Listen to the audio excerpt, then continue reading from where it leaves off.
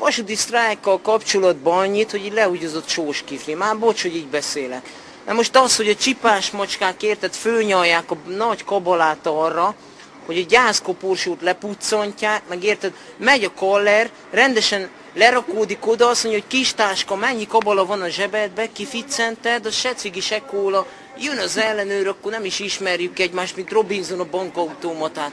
Én meg azt mondom, jó van öcsém, itt van, dobok ki egy 200 cigit, aztán tarkarondja véres oda, a messzeségbe, és különben hello anya, süssél le, csúcsú, és egy gangstazol is, tudod. És az a lényeg, hogy az egész, komolyan mondom, olyan messze áll, mint dobostorta az ütőtől, gyerekek. Nem, az, hogy ott a becsület, vagy a norma, nem, a pénz.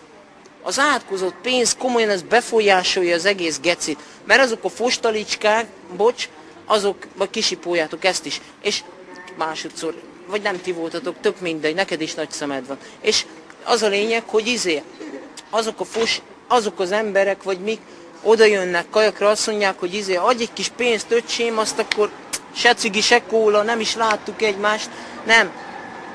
Bú! Ez, de amúgy jó. És nem az csak az, hogy érted, oda rakódnak, el kell darálni, hogy mi a hányás, ugor ki a zsebedből szítés, ennyi. Ők sztrájkolnak. Elmondom neked, az ilyen embereknek egy betoncsizmát, azt tanuljanak úszni a Dunába. Ennyi. Bocs. És szerinted elérnek ezzel valamit? Tudod, mit érnek el ezzel? A 220-ba belehugyozhatnak 6000-rel. Csúcsú.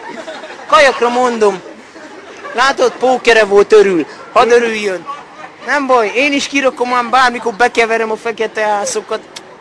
Na mindegy, az a lényeg, hogy azoknak a véres gecik, bocs, azoknak az emberkéknek üzenném, hogy egy ilyen picit vegyenek már vissza, mi kell nekik még több ennél?